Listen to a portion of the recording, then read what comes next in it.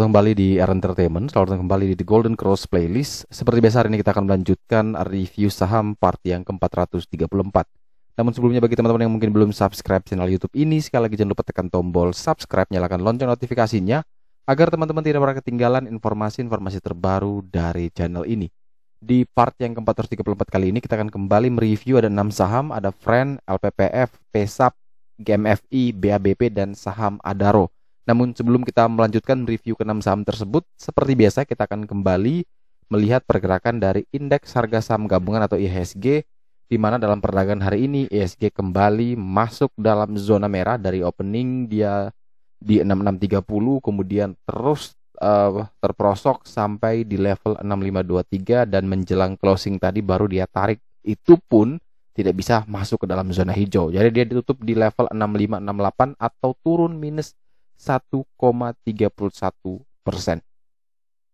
Transaksi hari ini 13,2 triliun dengan 126 saham turun, 126 saham naik, 432 saham turun, dan 123 saham yang bergerak stagnan. Net foreign tercatat masih buy di seluruh market sebesar 110 miliar.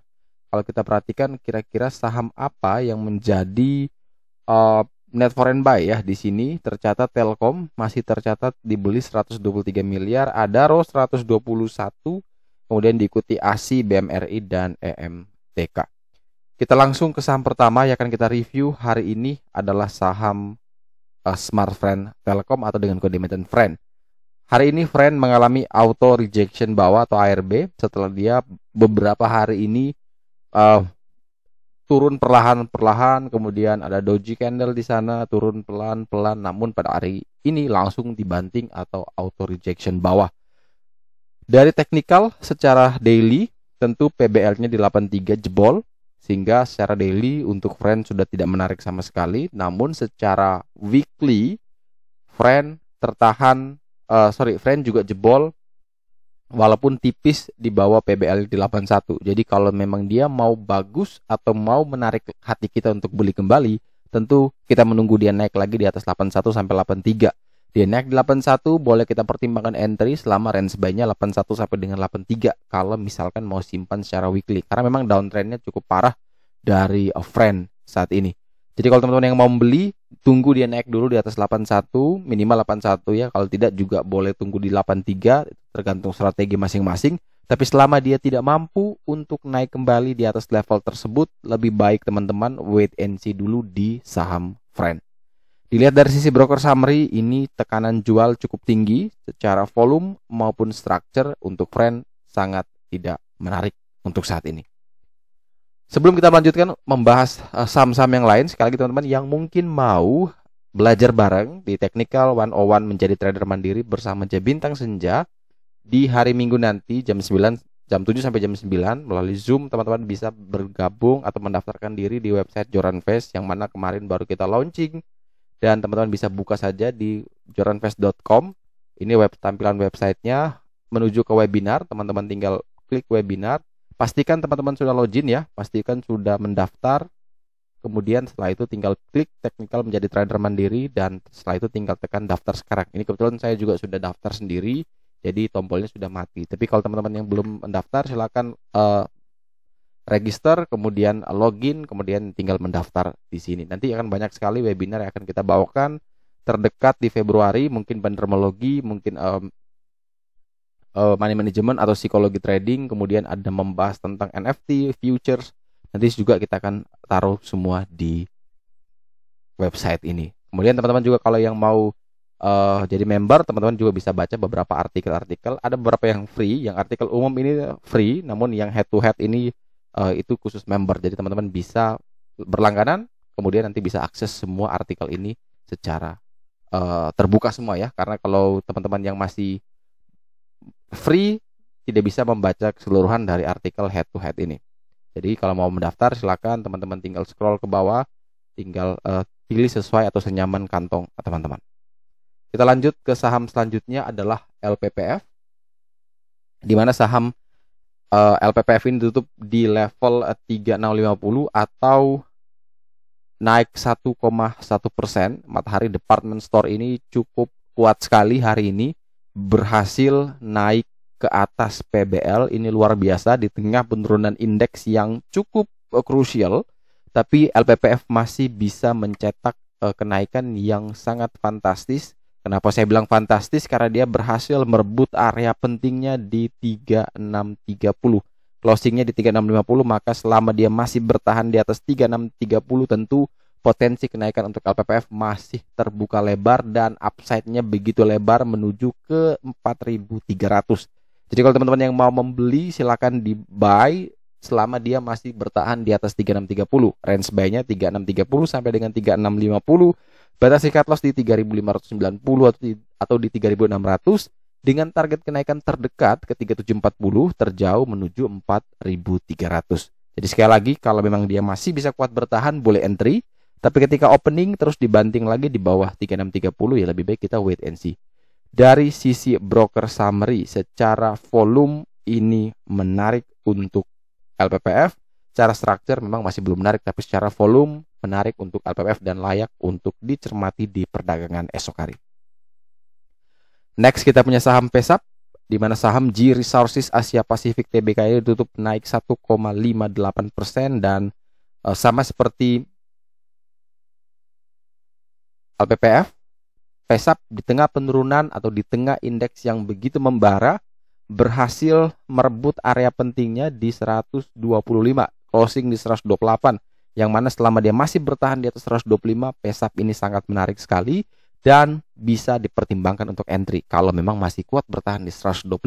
Jadi range buy-nya 125 sampai dengan 128 boleh dipakai, batas cut loss di 121, 122.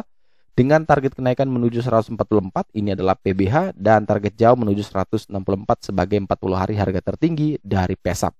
Jadi potensi upside-nya bisa sampai ke 144, tapi batasan SL-nya cuma sampai di 121 atau 122. Jadi risk reward-nya sangat menarik, dan tentu sekali lagi teman-teman, kalau dia opening jebol di bawah 125, kita wait and see. Kita hanya akan beli kalau memang opening masih bisa kuat dan bertahan di 125. Dari sisi broker summary, secara volume structure untuk PESAP terlihat menarik. Next kita punya saham Garuda Maintenance Facility Aero-Asia Tbk atau GMFI ditutup stagnan di harga 62. Ini transaksinya sepi juga, cuma 59 juta turnover. Banyak notation negative equity, ada disclaimer opinion, kemudian ada securities in special monitoring. Ini banyak sekali notasi di saham ini. Tapi yang menjadi menarik adalah teknikalnya sedang berusaha untuk menembus ini PBL, yang mana saat ini menjadi resist terkuatnya. Kalau ini tembus dengan didukung volume yang bagus, maka potensi kenaikan GMF ini pasti tinggi. Dan memang GMF ini cenderung downtrend karena ya induknya sedang dalam satu pusaran masalah, ya antara mau dipilotkan atau mau diperjuangkan. Tapi isu-isu terakhir memang Garuda sedang diperjuangkan oleh para pemegang sahamnya, baik dari pemerintah maupun dari CT Corp ya. Jadi kalau memang itu dia bisa keluar dari masalah itu, tentu GMFI pasti akan segera rebound mengikuti induknya. Kalau dalam pairing analysis yang ada yang selalu saya sampaikan bahwa mereka berdua adalah satu pairing yang selalu berjalan bersamaan. Jadi satu naik ya dia juga akan ikut, dan satu turun juga dia akan ikut. Jadi kalau teman-teman yang mau membeli, tentu buy on breakout menjadi pilihan didukung volume ya. Kalau naik tapi tanpa volume, ya teman-teman boleh masuk sedikit-sedikit lah. Tapi kalau ketika breakout 63 didukung volume kenaikan yang tinggi, maka tentu kenaikan itu bisa menjadi pertanda bahwa GMFI segera akan melakukan pembalikan tren dan menuju uptrend kembali dengan target ke 72 sampai dengan 86. Saham selanjutnya yang akan kita review adalah saham BABP atau Bank MNC Internasional, di mana saham BABP ditutup ARB di 153 ya. Masih ada sedikit ya, 4.300 lot lah dia tertahan. Namun kita perhatikan di sini level support di 148, artinya jaraknya tidak jauh lagi, mungkin cuma 5 tick saja. Sehingga kalau besok opening dia tidak bisa mempertahankan 148, lebih baik kita wait and see. Kita jangan beli. Tapi ketika mungkin opening 153, dia turun ke 146 katakan, kemudian setelah itu dia bisa naik lagi di atas 148, tentu boleh kita entry. Karena dia berhasil bertahan atau bisa kembali naik di atas 148. Jadi kata kuncinya tetap di 148. Wajib bertahan di 148 kita buy, Turun di bawah 148 kita wait and see atau kita sudah punya barang prepare cut loss. Kemudian ketika dia naik kembali di 148 boleh kita re-entry. Jadi kuota kuncinya di 148 untuk BABP saat ini. Tapi kalau terus jebol di bawah 148 maka BABP punya potensi penurunan yang bisa jauh lebih dalam lagi. Jadi hati-hati besok. Kuota kuncinya sekali lagi di 148. Dari broker summary secara volume, secara structure untuk BABP masih belum terlihat menarik. Dan saham terakhir adalah saham Adaro, di mana saham Adaro ditutup minus 2,65% di harga 2210 ya, di mana kalau dari The Golden Cross ini PBL-nya di 280, sempat tadi dia jebol, namun dia berhasil naik kembali, dan ini adalah kunci pentingnya jangan sampai dia ini terus jebol ya. Dan juga teman-teman yang mau gabung di Discord bisa bit.ly/joran-discord, ini gratis, dan karena di sana juga banyak di-share informasi ya. Kalau misalkan teman-teman mau ke sana, kita coba ke Discord ya. Jadi Adaro juga tadi sudah ada yang bertanya juga di grup, dan mungkin juga sudah di-share bahwa kira-kira petanya seperti apa sih Adaro itu sendiri. Nah ini banyak sekali teman-teman bisa lihat. Kalau teman-teman gabung ke Discord, teman-teman bisa banyak dapat diskusi saham, kripto, US stock, ada forex, semua kita akan diskusi bareng di sini. Jadi bisa sama-sama saling sharing. Nah ini contoh diskusinya. Tadi itu peta untuk Adaro ya. Adaro ada yang tanya juga tadi. Oke. Ini untuk Adaro. Kalau misalkan bisa dilihat, ya jadi ketika dia mengalami satu kenaikan rally, kemudian koreksi seperti ini, memang ini bisa dikatakan wajar dia kalau mau koreksi untuk bisa naik lebih tinggi. Tapi kapan bisa dikatakan ini koreksi yang sehat dan memang masih punya potensi upside yang tinggi adalah ketika dia bisa mempertahankan Fibonacci retracement-nya di 38,2%, yaitu kurang lebih di 2130.